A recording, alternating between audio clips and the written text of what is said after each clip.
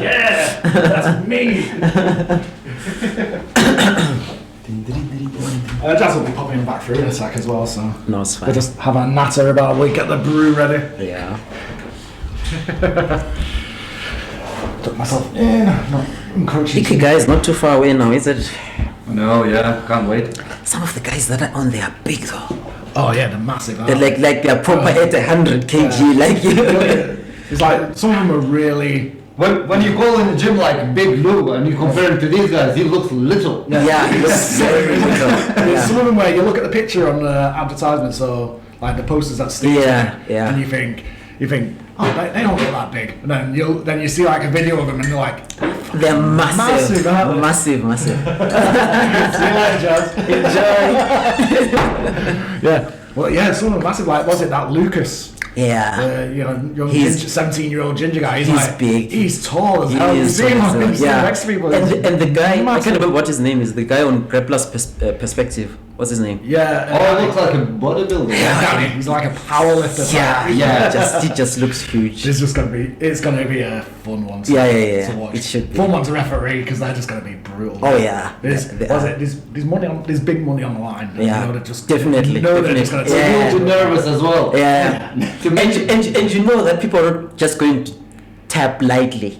Like you have to have it cinched on for someone to tap. Something's got to go deep. I think people are passing out. You have that thing, the Progress Jiu-Jitsu. Yes, I saw that. Yeah. I saw people were injured on that. Oh yeah, they were. Knees were popping. Oh goodness me, ankles popping everywhere. It was a crazy one. It was crazy. It was crazy. Yeah. So, but yeah, again, me and Matt are on the same side of the table. We have a move. Wait, I don't see that one. I can see now. Here we go. I'm not even going to try and pronounce your whole name. So go on, what is it? Full name is Mlungisi. But yeah, I mean, all my friends call me Mlu, so. Yeah. And you're one of our teammates. Yeah. Blue belt at Henshall BJJ. Yes, 40 years old. I've been training now. Look like 15. I got good genes, I suppose. Been training now for 2 years, and I'm just obsessed with Jiu-Jitsu as you guys, and like we are, and obsessed about talking about it as well. I think like most people who start Jiu-Jitsu, you get to that point where that's all you want to talk about. But and you know your friends and family. I annoy them, so I thought instead of annoying them, let me annoy people who actually would enjoy talking about I know, that's why we have a podcast. It's like, we'll annoy people who voluntarily want to be annoyed by us. Exactly. But yeah, I think we've mentioned you quite a few times on the podcast. You are one of our regulars that we refer to with your crazy T-Rex tight elbows, which are, the bane of our existence as we're trying to get past them. Yeah, like glued. So what got you into Jiu-Jitsu to begin with? Yeah, so a friend of mine, he got me into the UFC a while back. We were talking about Jiu-Jitsu, and I actually was more enamored with judo, because it's dynamic and fast and so forth. And I wanted to do that as well. But I soon realized the limitations of my body at my age and just thought, let me do a sport that is more friendly to my body. Yeah.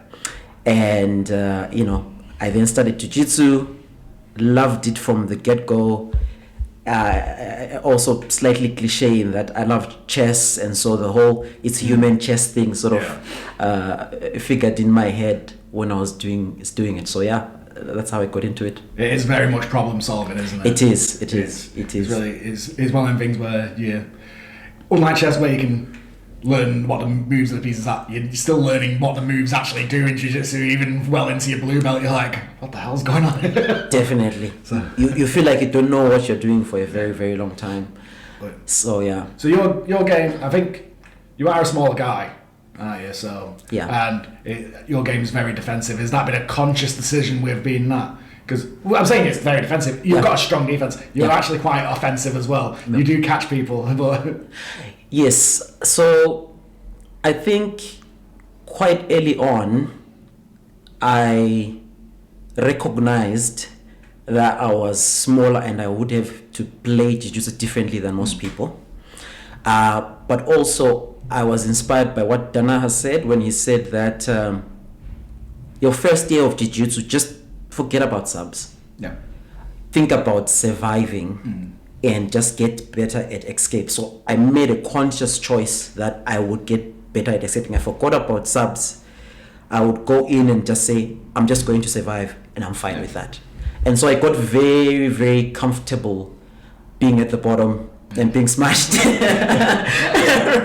I know it sounds weird. and soon enough, I learned how to escape. And that gives you confidence to then start your offense later down the line. But if you don't have that, you know. Yeah. So it's a similar way to what I did, because again, through the John Danaher and seeing other people saying white belt's about survival, learn how to survive. I think John Danaher said if you learn how to deal with a bad position, you're not afraid of ever being put in it. Exactly. So then you can try to be offensive. Yeah. Because you've got that response. But I think we've actually seen how well your defence works with one of the events that we actually had at Henshall's, where we had the King of the Mat. Yeah. We had the last King of the Mat at Christmas, and I think you got to pretty much the last three. Yeah.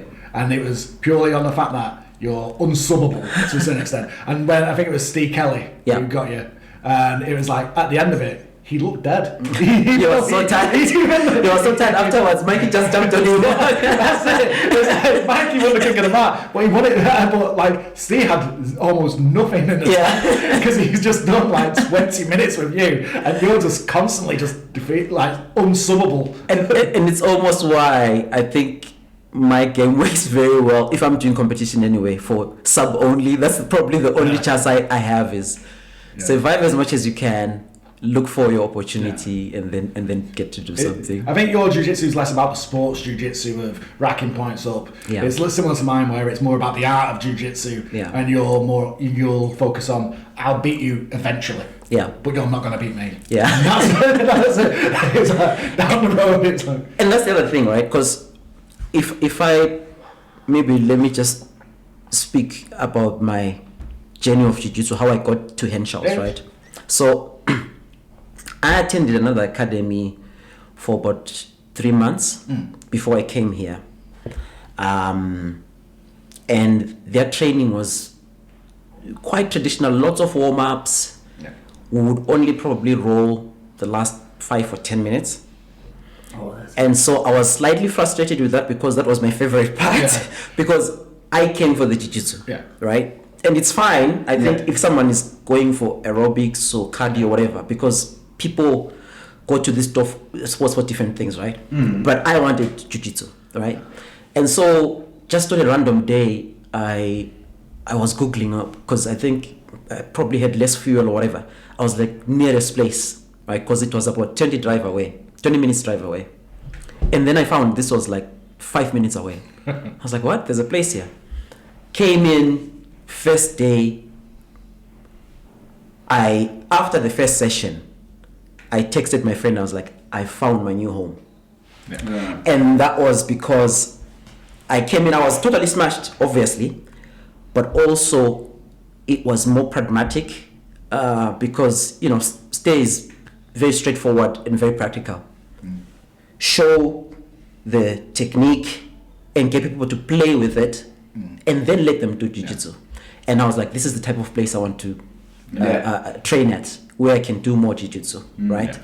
And so the other thing as well about the defensive game is obviously I came here thinking I knew some jiu-jitsu and discovered very quickly that I knew nothing because I was smashed and I had to adapt. Age also factors into it because you recognize very quickly the older you are, you can't move as fast.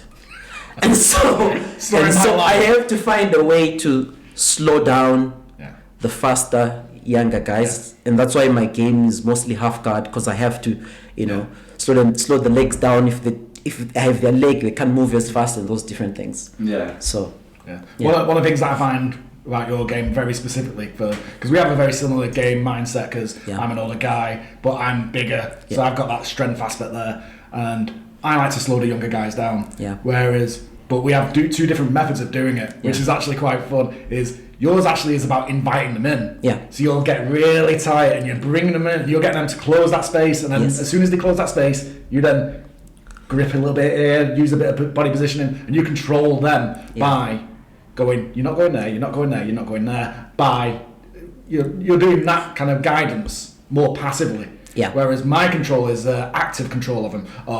It's like, okay, you come to me a bit, and then I grab you, and I'm holding you, and I'm using my strong grip, and I'll bring you in, and I'll use that, and it's just that two different ways of doing the same problem. Yeah. Where we're both defensive players, older guys, not as athletic or fast, but how do we deal with these young athletic guys? And it's that thing of we're getting to the same point, but differently. Yeah. And a good little thing that you touched on was the difference in training that Steve has, where you've come from a very strict drill-focused thing, whereas Steve has drill, exploration, then a lot of rolling afterwards. Yes. And I think that element of that way of teaching, that method of teaching, is good because it allows you to develop that kind of game, and it allows me to develop my kind of game. Exactly. And it's got that ecological component to it, while it's not strictly ecological. It's like a nice middle ground that Steve seems to have. Yeah, and it was at the time when I came here, I think the month I came here, that I actually discovered ecological, and I sort of went deep into the rabbit hole because I had to recognize that, and I think this is true for all the players, for women because they're in a male-dominated sport, so they need to play differently. Smaller people as well. I mean, there's many methods that you can do. So, for example, Liam, he's smaller, and I think he has made his game around legs, so that he can present a different threat and all those different things. And you need to do that. You can't just play the normal game. And also, Jiu-Jitsu, I think, is everything, right? Because it's fighting, it's strength, it's speed, it's whatever it is. So you need to use your best tools. So for me, because I was training. I only come in I'm able to come in twice a week. And I would come in every day if I could, but I'm only able to come in twice a week. I recognized that I needed to understand Jiu-Jitsu more. And I thought the ecological approach sort of helped that. And I actually do think we are an eco-philosophy gym. Right? Because eco essentially says all the information you need is in the environment. So you need to be immersed more in your environment. And I think one of the errors a lot of teachers make is you have a 45-minute class and you spend 30 minutes trying to download information from one person to another. It's not but Jiu-Jitsu is a body sport. Your body needs to learn it, right? So it's not like you're downloading information from a DVD to another DVD. Otherwise, you can't copy paste, can you? No. Otherwise, we all would be masters, right? Steve's Jiu-Jitsu for your body type will not work. So, but it's as you said, the ecological is you're taking all the information you have in an environment.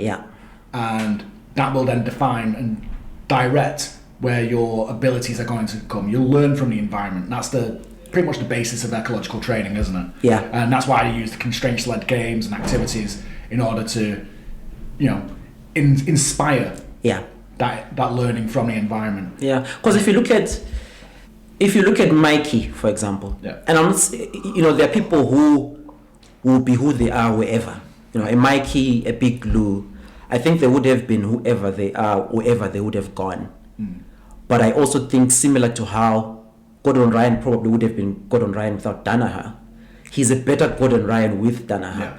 I think the same is true for Mikey and Lou here with Steve, because he allows people to develop whatever game is strong for them and allows them more time in the lab where you're actually working rather than trying to say, I know all this information and I just want to dump it into your brain so that you implement my game. The point that he has got this nice middle ground between I'm going to teach you the concepts, I'm going to give you the toolbox, but he's now going to go, okay, here's the toolbox, what are you going to do with the tools? And he lets you do that. So it's like, if you want to be the dumb little stupid white belt kid where you pull out a hammer and try and use it to saw. He'll let you do that until you realise that's not going to actually work. Yeah. He's like, he'll give you a nudge in your head, that's not working, that is it? And you'll figure it out. But the net benefit is, because everyone's developing their very individual jiu-jitsu here, is you're also getting exposure to everyone else's individual jiu-jitsu. Yeah. If Mikey, who loves his rubber guard, he's really flexible. If he went to a 10th Planet gym, where everyone's training in the 10th Planet system, 90% of his exposure to jiu-jitsu would be against other people doing 10th Planet jiu-jitsu. Yeah. Whereas here, he's going against pressure guys, athletic guys, leg game here, this, that, and everyone's got this different type of jiu-jitsu, and he's getting this wider exposure to different style jiu-jitsu. While he's not going to probably get the mat time with that style, whereas if he would at a very specific gym, would you get that mat time with that style? It means he's actually going to adapt his own style to these other systems that people are developing, which is a lot better. It is. It is.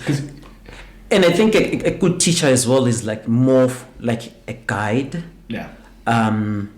Because obviously expertise is needed and helps, because you don't know what you don't know. Yeah. Right? You need to know where the boundaries of the road are. Exactly. If you're going to drive down it. Exactly. So. And if you're a good teacher, you are going to intervene at the right moments. Yeah. So, with the games that we do, for example, with Steve, usually, or even if he shows us like a technique, he'll have us play with it, right? And then quite often he'll be walking around the room. Yeah. He'll either see patterns of people doing things that are wrong, or specific individuals not getting it right. If it's individuals, he'll go and say, do it this way. But if he sees 2 or 3 more people doing it, okay, everyone stop. Yeah. Brings it back and adjusts it, right? And a lot of the time, he then does that by putting constraints. Yeah. Right? Okay. I don't want you to disengage this time. I want you to start from this position and do that. Yeah. And then, you know what I mean? Yeah. So it's just putting all that together, your expertise, but guiding the practice such that people's games can emerge. Yeah. But also you're teaching them the skills that they need. Yeah. I think he's got that good balance. Yeah. It's, you can just explore and play, and he's always there to ask. He's that thing of, I think one of the things that people seem to take from the ecological discussion is your coach will never tell you what to do. Yeah. And even though you look at Greg Sanders, he says, sometimes I do. Even he says he does. Yeah. And it's like, that's what a coach does. They have to do it. And some people learn from being told better than just exploring as well. Yeah. Some people need that element of guidance, and I do think we've got it here where you can go up to Steve and you can just say, I'm gonna do it. What's this? Yeah. What is this? Because quite a lot when you're bad at jiu-jitsu, you just look at it and go, this? You're just like, I just want to show you something. Is this jiu-jitsu at all? Yeah. Or is this me being me? And he's like, 9 out of 10 times it's me being me. Yeah. But yeah, it's a great way of learning that I think we've got here, and it's definitely, if it's suited to you like it is to yourselves and for us, you can't think of going to another gym now with it. You're like, one of the things that I like to threaten to Martyn as a bit of purgatory is I'll send you to Gracie Academy. it's like you'll be exiled to Gracie Academy. You will never roll until you're blue belt. And you see, and once again, it's just one of those things, right? To say, what do you really want? Yeah. What do you really want? Are you in jiu-jitsu for fitness? Yeah. And if you are, that's fine. Yeah.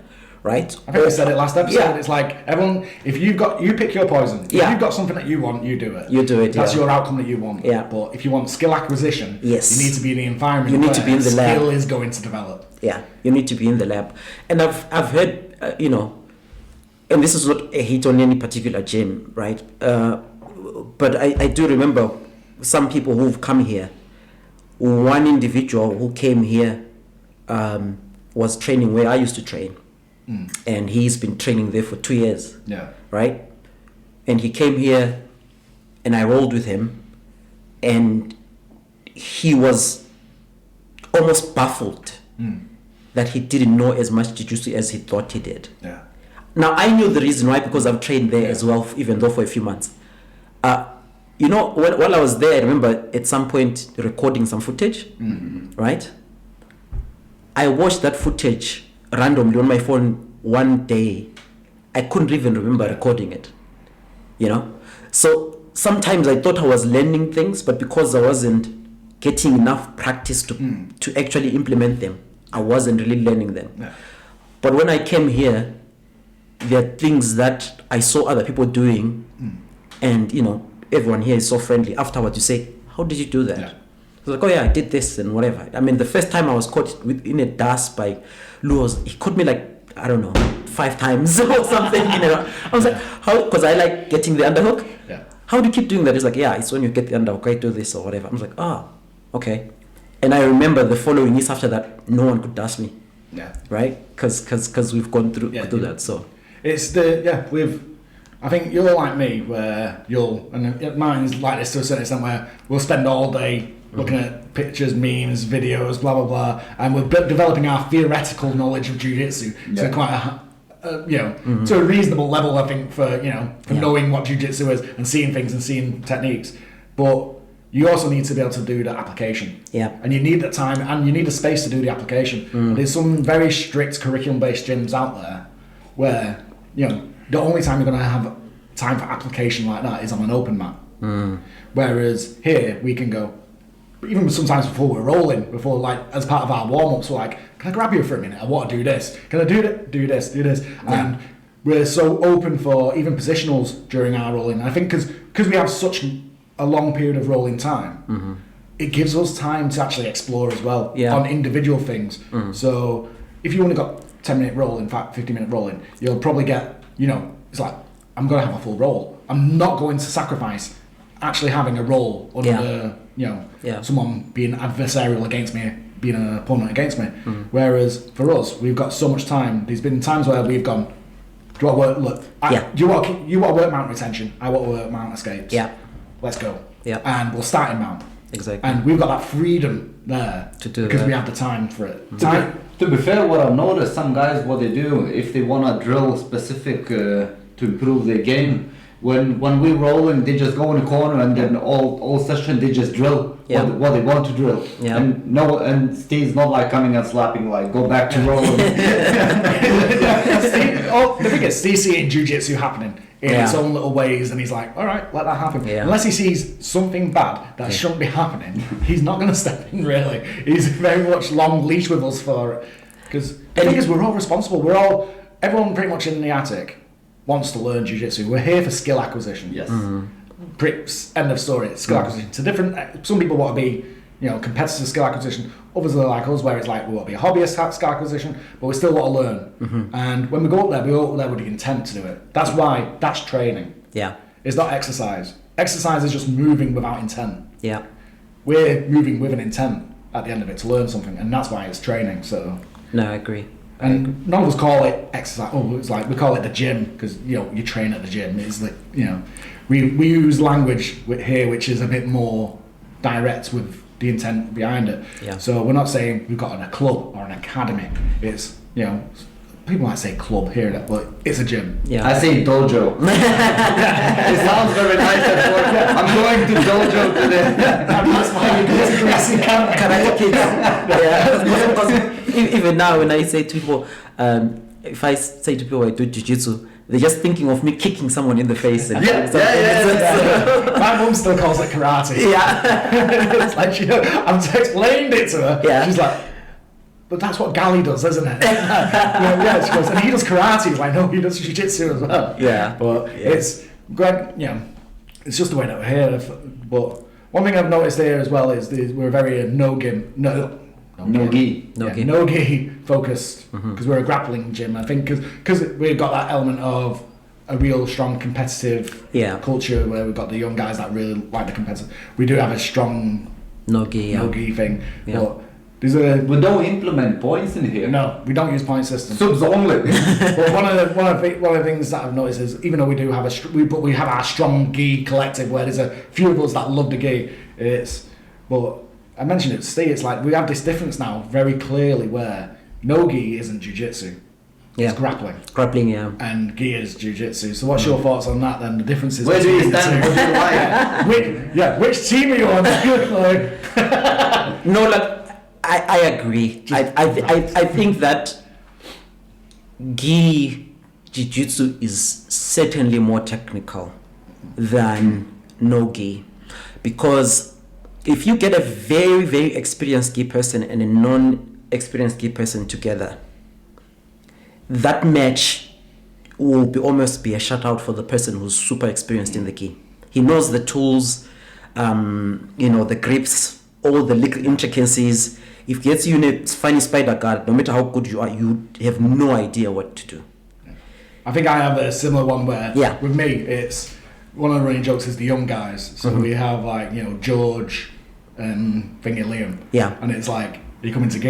It's Yeah. like, they know I like the gi. They know Yeah. I've got, Keep pushing them. in no gi, they Yeah. get me. Yeah. They've got me every Yeah. time. Like 99, might be one time where I do some weird old man shit, which shuts them down. But when it's in the gi, it's like, I'm just like, I've got the grips, I've got the strength, Yeah. I've got the control, and it's like, I just You make can slow the game down and take it where you need to and everything.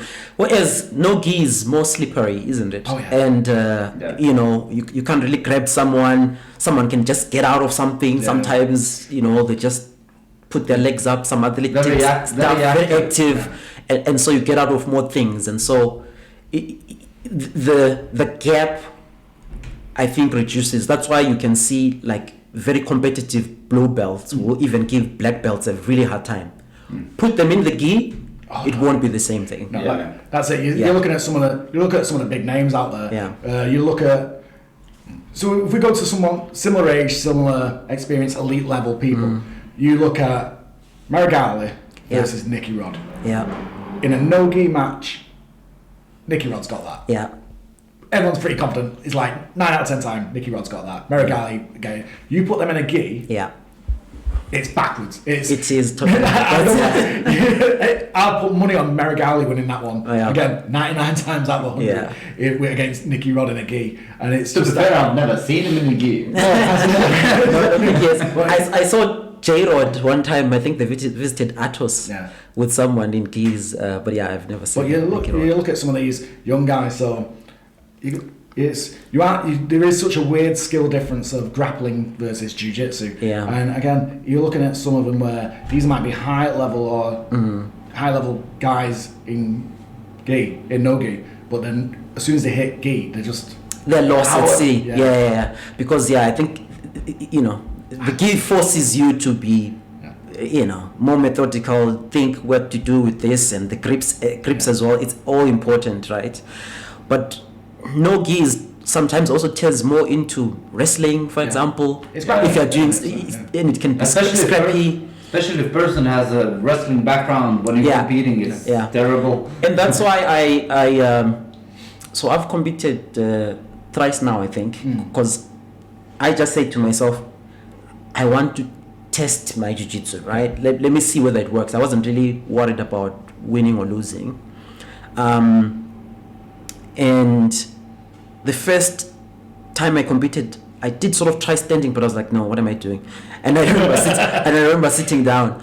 But I think one of the reasons was because I just realized that, look, I don't train as much in wrestling, so I don't know what I'm doing here. But also, most injuries come from standing engagements, Yeah. right? That's standing to ground. Yes, that's period standing is- to ground. There's too much dynamic movement, and unfortunately, most people don't know what they're doing. Yeah. So someone will just throw a leg and just do something to you, and unfortunately as well, on the receiving end, most people don't know what they're doing because they don't know how to fall correctly, Yeah. which I think is something that's massively under-taught in jiu-jitsu. So I did judo for 3 months, and the one thing that I really almost swear by is you need to learn how to fall correctly. You don't have to break fall. It's just The number of times I see even some of the young boys just wrestling and The someone arm being goes thrown, out. and someone just puts an arm out like this, and I'm like, it's very, very We had dangerous. Jackie had that injury. Yeah, Big Jack broke Big his Jack. arm. Oh, really? From a takedown, yeah. He put his arm out broken. Yeah, that's what he did. Yeah. Oh, yeah. So that happens a lot, and I think that's just. Merrick Harley did his. Oh yeah, he did. Was it Michael Pixley got him? Yeah. Michael Pixley got him, and he put it out. So imagine even if an experienced grappler can do that, what can happen? My way of dealing with it, I don't even. So people try to break fall, they always get their arms out, or people try to stop themselves going down. My method now is, if someone's taking me down, I'm just like, I'll grab it, and I'll just let you throw me. That's what I do. I don't know how else. I'm afraid to extend the arms. I'll just brace my body so I'm not getting winded. I'll hit the deck and I'm like, right, bounce. I'll see if that's it. Just hit the deck. He's like, it's just. Yeah, you need. Sometimes you just need to concede the position, right? Yeah. And you're better off falling safely, particularly if you know how to fall safely. And I suppose I'm just thinking about injuries here as well, which is something that I wanted to talk to you about, because we're all injured. Yeah. At the moment, we're all injured, right? Me, shoulder, hip, back, leg. Let's go on. I popped my rib, so. Oh no. I'm out for a bit, but at that jiu-jitsu place, something happened. My first injury. Ton of people on the mat. Substitute teacher in, and he decided, for some weird reason, that it was a good idea for people to double leg and finish. So people are doing this double leg thing. I'm in there, and someone double legged someone who's like 100 kilograms onto my knee. And my knee and ankle went the wrong way. Oh no. So my first injury really in jiu-jitsu came from, and that taught me a lot, including you need to be more self-aware of your surroundings, right? You need to protect yourself, and also don't participate in things that you're not sure of. So I went back there, but every time the mat was crowded and someone did a drill where there's too many people and people are falling to the ground, I'll just not do it. Yeah, and things like that. But once again, you don't know what you don't know. I was new, I had no idea what I was doing, and things like that. Second injury, someone was trying to spin under me, and my knee was twisting, and I was once again resisting by planting my foot. So the knee twisted, but because I was planting my heel, my meniscus got turned a bit. Wow. Yeah, they just. So I actually think, as a community jiu-jitsu, we probably, I mean, look, we're not playing, in the background here. It's fighting, right? It's bodies against bodies. So there is a probability that you will get injured. You can't run away from that. But I think there's probably things we can do to avoid injuries, whether it's through education or things like that. Because if I knew the things I know now, there's some injuries I probably could have avoided. But at the same time, if your body is bumping into another body, you need to be comfortable with some level of injury here and there. You're gonna have your niggles. But I think there is this, there's this culture of, it's a side effect of who's doing jiu-jitsu. So we're men and we're dumb. Generally, we're dumb fucks. We're throwing ourselves around and doing shit. There's a reason why men discovered things, but we live shorter lives because we're dumb as fuck. So you look at that, but it's also young guys, and young guys are going to be more dynamic. They're going to be more aggressive, and that usually drives a culture of the whole sport. But I find that takes place more in no gi, a lot more than gi. In gi, there seems to be this methodical. Let's take our times. It's got that more relaxed. It is the art. That's it. It's the art. Man jitsu. But you have to choose. You have to choose good training partners. You have to do as you say. You have to be able to train considerately yourself. You have to understand what your limitations are, what the situation is, the surroundings that you have, because that's all important. It's you looking at a busy mat Just sit down. Yeah. And you see young guys still. You'll see it upstairs sometimes. And Steve has to tell them, you're looking at these young teenage guys, and it's usually the young teenage guys that are loving the wrestling and loving that. Yeah, want to double leg each other onto someone's and face. Full mat, and they find a sliver of mat, which is probably like, you know, like the size of an hockey at a dartboard, where it's like 1 meter across and 3 meters long. And they go, we're doing takedowns here. And it's like, oh, you guys.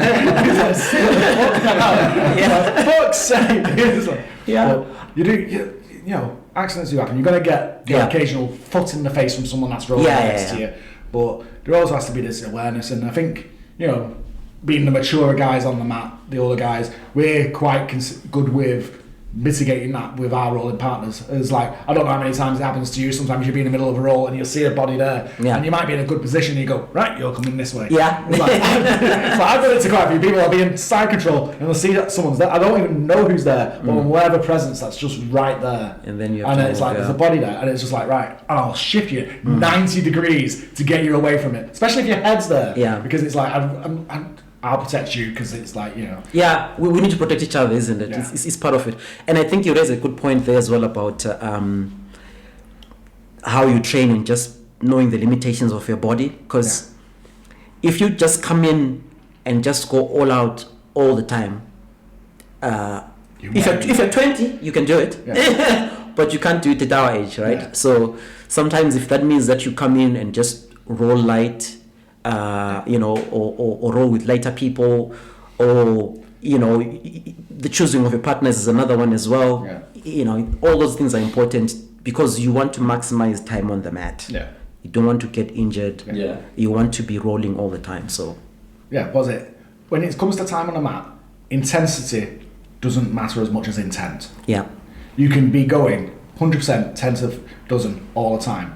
It's like, all right, but are you performing newer jiu-jitsu, like new skills that you've not used before? Because usually when you're going 100%, you're only falling back onto your old reliable stuff. Yeah. That you know that you can do. Agreed. And it's that thing of, okay, skill acquisition time, drop your intensity down, train with intent. Yeah. To learn things. Plus, you can experiment how far you can go. Yeah. And I think that's, for the three of us, this is what we do. Yes. I've noticed it when we roll. Yeah. It's, I'll happily get in bad positions. I'll try weird stuff and lose position here and there. And we're all going at this nice little pace where we can just keep. We were doing 10-minute rolls, but we could probably go for another 10 minutes. Yeah. Because we're not just blasting the intensity out there. And that's another thing, right? Skill, the focus and intent of skill acquisition. Because at some point, I became my own enemy in that I put a label upon myself and said, I'm the defensive guy. Yeah. Right? And so that got into my head a bit. Yeah. And so whenever I would roll, I was more avoiding getting subbed than learning jiu-jitsu. Yeah.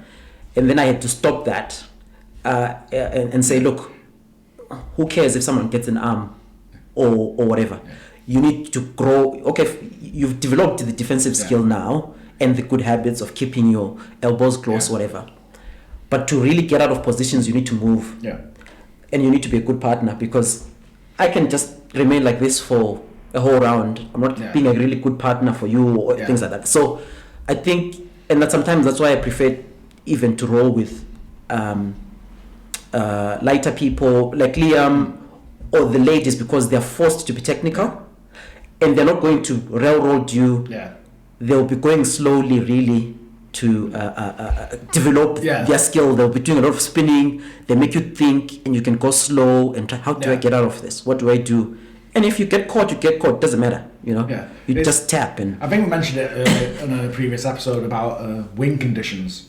It's where when you're rolling, you set your win condition. Yeah. Especially when you're not as skilled as some of the other people that were out there, who, you know, their win condition is going to be, I'm going to sub you. Yeah. Because they can. Yeah. And they've got that, you know, I want to try this up, and they're picking subs to choose on you. Yeah. Where you're just thinking, I just don't want to get subbed. Yes. But it's like, and I think me and Martyn had a roll where it was like, I said to Martyn, I'm just going to cook you for 10 minutes. Yeah. And I got top position. I cooked him for 10 minutes, and it's like, okay, that's my win condition. Yeah. But his win condition might be, I don't want to lose. So if I'm not going for subs and he doesn't want to lose, we're both getting win conditions. Yeah. But he's not getting any work because he's not working his towards his win condition. Yeah, my win condition's weird ones. I was like, I'm gonna tickle you today. That's it. It's like, so to be able to learn and develop your skill, you need to be able to go, okay, my win condition's a challenge. Yeah. If it's just something that you can do, you're not really winning, are you? No. Because the thing is, to win something, winning's an achievement. Yeah. Even if it's a minor condition that you put on yourself, it's an achievement. And achievements have to be worked towards. So for you going, I'm a defensive guy, blah, blah, blah, no one gets me. Yeah. All right, that's your comfort zone. There's no win there. Yeah. Because it's day-to-day work. Exactly. So your condition now would be, all right, I want to get Kimura. I want to get out of this. I want to change position. I want to get on top and stay on top as long as I can. Exactly. And then that becomes yours. Yeah. And it's like, you might not be chasing subs. You might just be getting position. And if you're going against someone like my size, where, you know, I like to use my strength to sweep you and I'll, you know, stuff like that, it's, your staying on top win conditions actually quite good because you've got to fight this, then, like, you know, you're dealing with a strength guy who's got a bit of a skill level there, and you're like, plus you're very patient. When rolling with you are very patient and take your time. I'll be quite clear, because I tell, if I've got a win condition against someone, when I roll against them and they want to know it, I tell them, and I'll give you that thing of, all right, you try and stop me from winning. So my win condition for you when I roll with you is, I just want to get out of that half guard.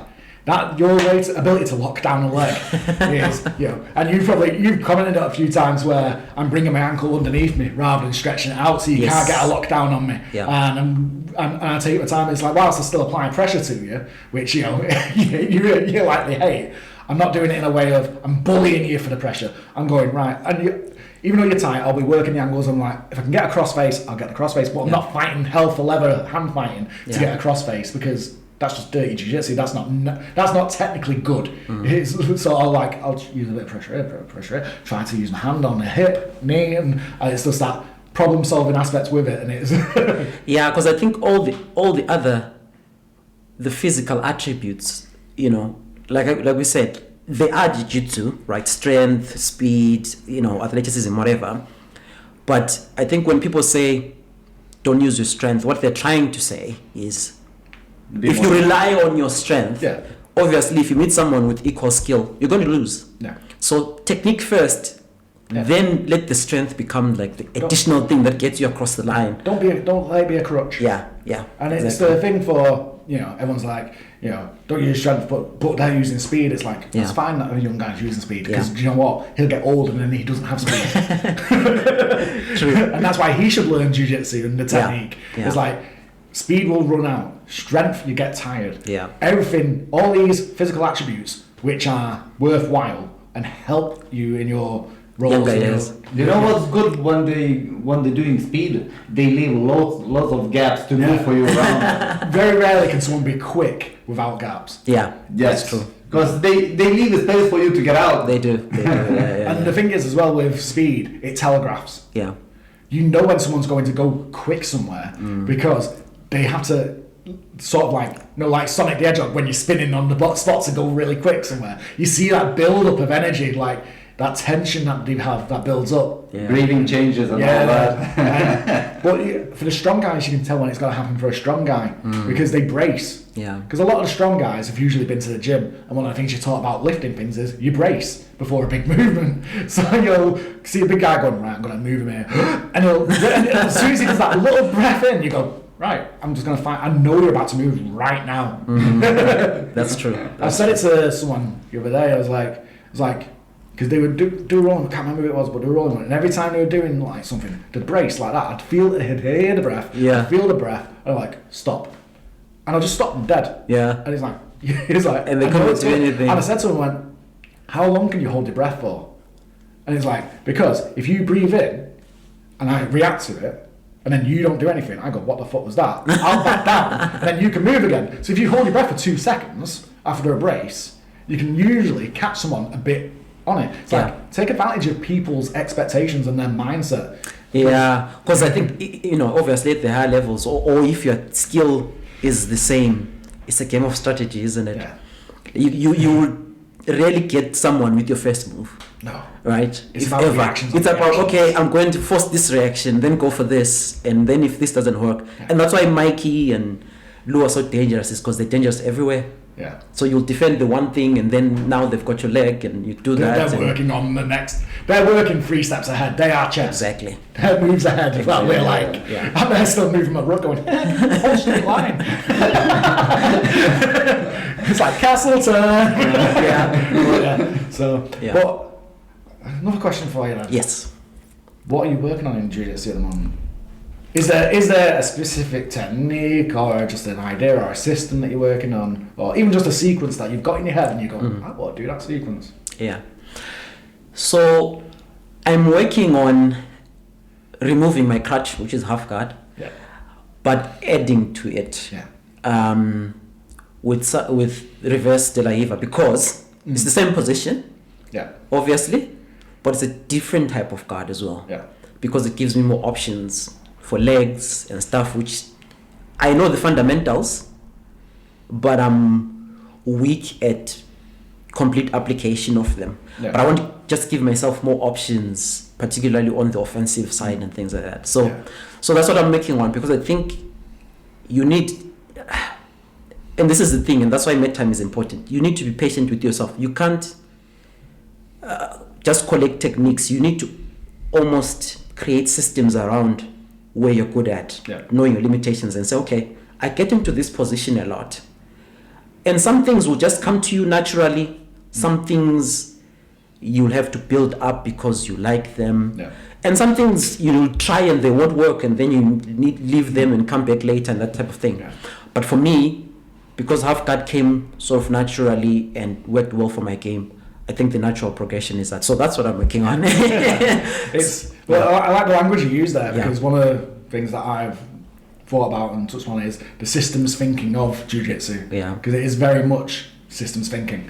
There is that entire, you have your boundaries set, you've got your subsystems within it, and it's understanding how they all interlink. Which is a really good, it's like for in layman's speak, it's just flow charts to a certain extent, but with ideas rather than options. So I just like that language that you use, because it's a very systemic type of way of behaviour that we have in Jiu-Jitsu. But I think reverse de la Hiva half guard will be good for you, because it definitely opens a lot more options for you. What is your bad Jiu-Jitsu? What stupid stuff have you done? What haven't I done? As the white belts, we do loads of crazy shit. Oh, we do lots of stupid things. So first competition, I was up against a guy who'd been a blue belt, I think, for 4 years, so very, very experienced. I went to that competition thinking, my jiu-jitsu is very good, I should be able to get something out of this. Only to get there and be stuck underneath for the whole match. But I remember, I almost got subbed. He almost got a dust stroke on me, and Steve, he saved me, because he yelled something from the corner when he was like, was that the Ikigai that you was at? Ikigai, yeah. He was like, I can't remember the exact phrasing, that is like, glue your elbow to whatever, your rib, whatever. And I did what I needed to do, and his arms gave out, and I was able to escape with a draw. That was a hard match for you. If he's been a blue belt for 4 years, because you got your blue belt a month before that. Yes, literally right. Steve, you up that way. But how did you do this thing? But I remember him shouting something else when I was when he was like, go to Turkle and like go up on the single leg and things like that. But I remember when I was trying to do that, I think he had like my hand. I thought he would get like a kimura or something, and I was just very, very, very tentative. So, and I remember one of the reasons why I think competition is important to do at one point is every mistake you make in competition is seared into your brain. Like you remember it so vividly, and also all the things that don't work are seared into your brain. Because I thought, because obviously when you're in the gym, people are rolling light, the ones that are really, really good are only going at 20%. And so sometimes you can sweep them, right? From half guard. You need someone to go at you 100%. Yeah, if someone doesn't want it, right, it's harder than it looks. So a lot of my bad jiu-jitsu sometimes I think is just not going for a position and not doing things, like I mentioned Being earlier. lazy. Yeah, being lazy and just It's just being, being it's not even more lazy, safe. it's apprehensive, isn't it? Yeah. It's just that thing of, should I go? It's like, oh. Yeah. It's I think that's probably just a lack of confidence in your defensive abilities. Yeah. Even though your defensive abilities are strong as hell, Yeah. it's that thing of, it's a confidence issue, I'd say. Yeah. Just from my own perspective. So. Yeah. Because I remember even after that, Steve said, look, when you have this position, you're fine. Just go for it and whatever. And so I think that week afterwards, I was working more on if I get to that position and someone just go for it. And I got it more, than I would have. So yeah, sometimes you just need to go for it. Even if you get caught, particularly in training, go for it because you're here to acquire the skill. So Have you competed a lot as a white belt? No, so I didn't compete at all. All right. As a white belt, because I got my blue just after the year, and so as soon as I got it, I competed, and I've just done the 3 competitions.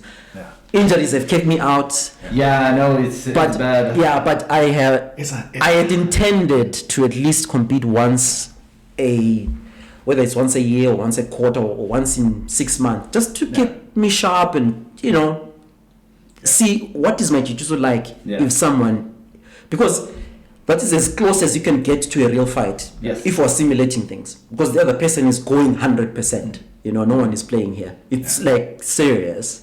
So I'd say blue belt is probably one of for competitions. It's probably one of the hardest belts to do competitions in. I think I'm not so. competing in blue belt yet, but I think very pragmatically about it because up to white belt, to the top of white belt, the 4 stripes. Yeah. You know where the skill level's at. Yeah.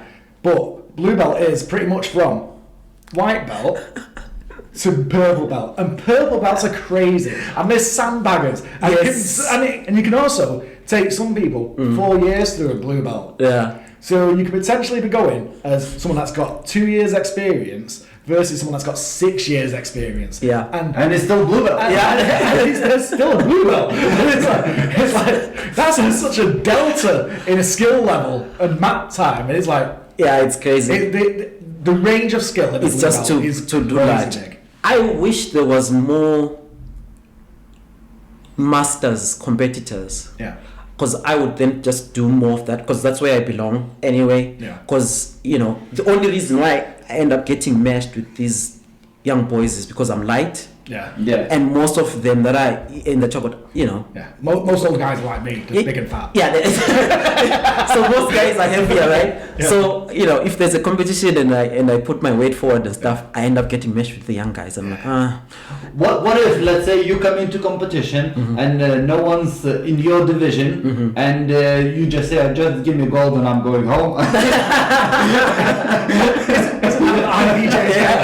Oh, those ones, yeah. I've never been to actually Empire and stuff. Yeah. I've never been. I've just done like 1-to-1 matches like the Ikigai. I tried grappling. I fought one guy maybe 3 times. Really? No gi and gi. I got smashed by the same guy. I'm like, damn it. And I still got silver. I'm like, yeah. He got his participation award. So I've done Empire twice. I did one in Leeds, and I think I got a bronze there. Right. So lost one because it was 4 people in the brackets, and then one in Manchester. Then the Empire one in Manchester, and I got a silver. And that's a participation award. So. Because there's 2 of them. So I gave that medal away to someone. It had a tram on it. I was driving the trams. I gave it to someone at Metro and went, look, there's a design that you might be able to use for something down the line. The Empire one really annoyed me because it was gi. I got merged down in age because I'm an old fart and there's not many old farts doing it. And he collar dragged me down to the ground. I was like, hate being collar dragged. It's the one that gets me because I don't know, I get vertigo or something. I just get this spins. I'm like, what the fuck am I? I was there, and then he had my back, and I was like, I wasn't worried. I was bored. Yeah. At one point, I was just staring at the referee like, he couldn't do anything. She's slowly trying to get out. Blah, blah, blah. And he didn't move. No, he didn't move. Like, He grabbed him. on the back, and I was like, yeah, this is great. And managed to, I think the last 30 seconds there was a bit of a break, like, you know, position change, and I was last like... He couldn't finish, he didn't move, and it's like, it's tough mode. He's a tall guy, and you know what, his retention on the back was good. I'm not disputing that, but it's just that thing of, I wasn't worried at all. It's just that he just had the back, and I was annoyed more that the points were there. And I was just like looking at the screen, going, the fucking points. And I was looking at the referee, like, fucking referee. I was like, and I could hear his coaches going, do this. And I'm like, it wasn't doing but it. even as they were shouting, I was like, no, that's not going to work. I'll just do this in response. And then, no, that's not going to work.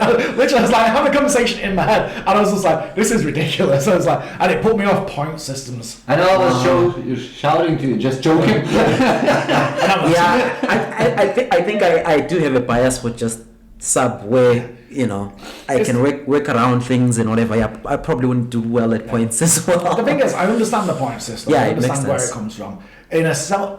In a self-defense situation, you need to stay that's on what top. you need. You stay on top, you get these points, blah, blah. Perfect. But working from the bottom, you can work from the bottom. Yeah. And you can get a sub, and it's like... Even more. Yeah, but it's like... It's where the relevancy is, and working from the bottom is more sports jiu-jitsu. Yes, because, that's true. Again, the art of jiu-jitsu is get on top, because that's where you win. Or you can run away. Yeah. Because in a self-defense situation, it's not always just about beating someone. It's about just getting out of the... Out and running away, yeah. Because... And that's one thing that I recognize from competition as well. At the not higher levels even, where the skill is almost equal, why it's more beneficial to stay on top and be on top, it's difficult to do a reversal. When someone's pressure and weight is on top of you, you're going to get fatigued more. They just have the advantage when they're on top. Yeah. So you need to have options. And, you know, I was a blue belt. I probably only knew really one sweep to go to, and if that person defends that, I have nothing else. Yeah. Now it's a bit different, because I can have options. I can I can try to deceive someone as if I'm going for this one, going for something else, and things like that, which is, you know, what you need. I mean, people like Mikey, he wins all the time from the bottom just because he has like a million options, right? And he's dangerous from everywhere. So it's just it's developing the principles, I think, work. Once you start understanding principles more than moves, you're going to be a lot more successful with things like sweeps. I think that's one thing. And I think also, even for older people, because we mentioned we have less older people joining Jiu-Jitsu and whatnot, I think that's where also the eco could shine for older and newer people, because Jiu-Jitsu is complicated. It's easy but complicated. And so if you are telling them, someone comes in and you say, okay, we're here in De La Riva and you do this and whatever, they don't understand the purpose of that hook, what you're doing with your feet and whatever. But if you just start them simple, I think, and just have them play small games and sort of gamify it, you know, it just makes more sense for everyone. Yeah, just understand the controlling aspect of it. Yeah. If you don't understand how a leg, the amount of people that don't understand how a leg moves. Yeah. That's really scary. It's like someone will walk in and the fresh person's like, okay, I want you to do this, and then they'll do it, and you're like, like, why are you doing that? Because your leg's not meant to move. Like, why are you it's like some people don't know knees do this, but knees don't really twist. Yeah. People don't understand that the hips actually cause a lot of the twist in the leg more than anything else. Yeah. And then you're just like, this is like, you don't know how your limbs work. And I suppose, and you know, hence the saying about white belts being the most dangerous. It's partly because of that, right? Because they have no idea. Yeah. And they think that moving faster and just in all sorts of directions gets. So I think we've touched on it numerous times. Like your way to escape with leg locks was me wanting to hurt you.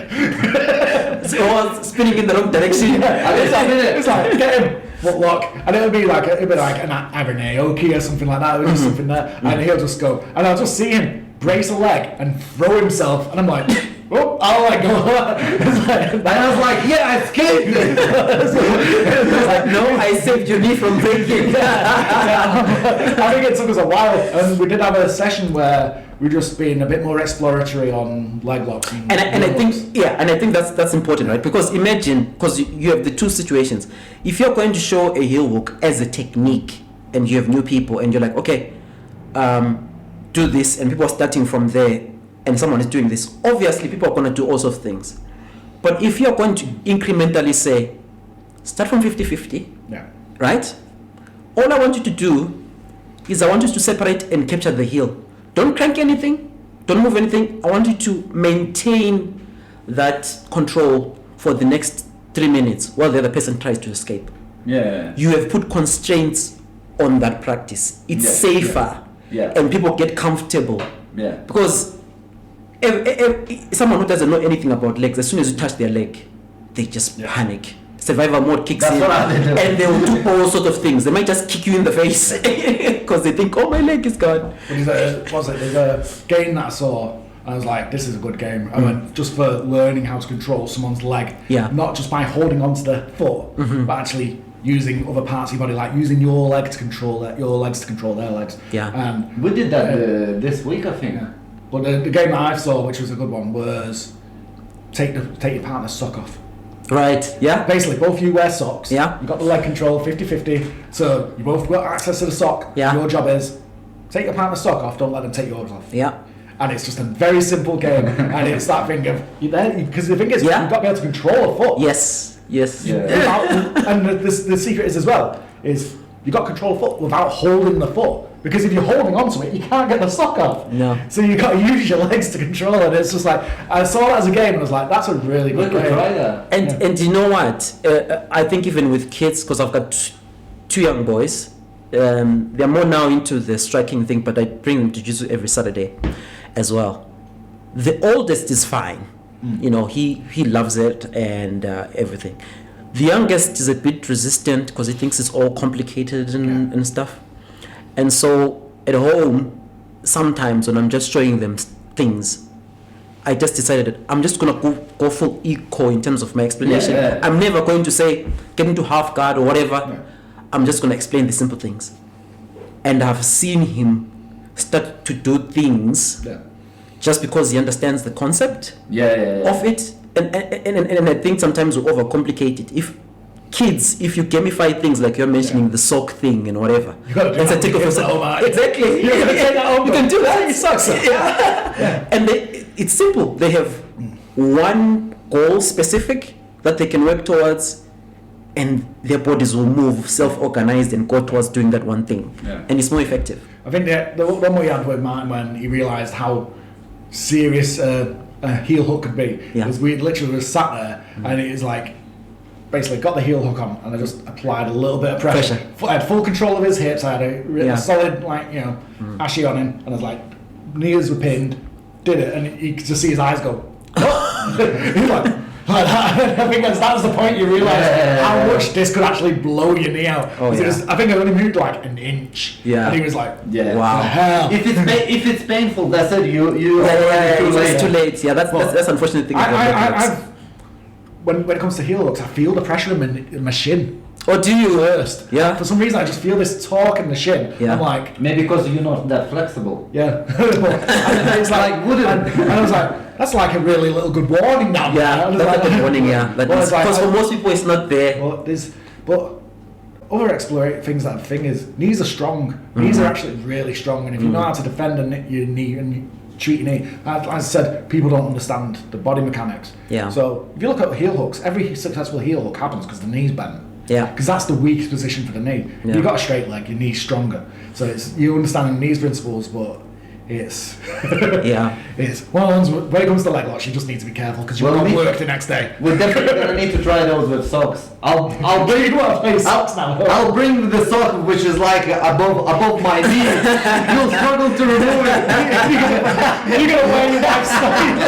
You're gonna wear your wife's stockings. You've got frills at the tip and lacy. That sounds like something that Martyn would definitely. You'll struggle to remove it. Reaching right up your leg. But, anyway, on that note, I think we're done for the day. I think we've had a good chat. And thank you for inviting me. I mean, I think you're our number one fans. I've been a fan since day one. I think. I loved the title Bread Jiu-Jitsu. I thought it was very creative. I love the icon of you two bald with glasses on.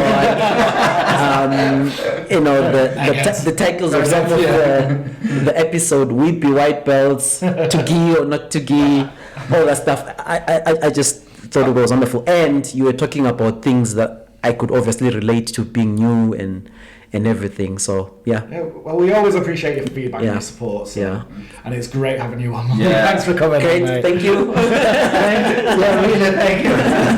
Thank you. But great to see you, and we'll have you again at some point in the future. You'll be back rolling in no time. Have you got any comps planned lined up, or are you just dealing with your niggles at the moment? Yeah, just dealing with the needles, and then I'll see how it goes. But probably towards the end of the year, I'll just do something. When you four stripes, we'll be your cheerleaders, and we'll be putting you out there when it is. We'll try and help you get your ticket sales and thank you. Screaming from the side.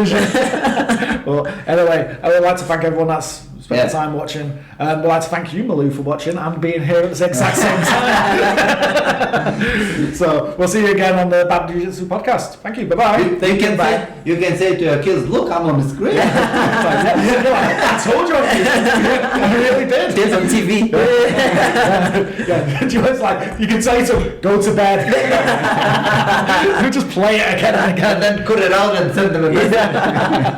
But it's so good. Really great to have you on, Malou. Thank you. Appreciate you. It was a nice chat here. See you later. Awesome. Oh.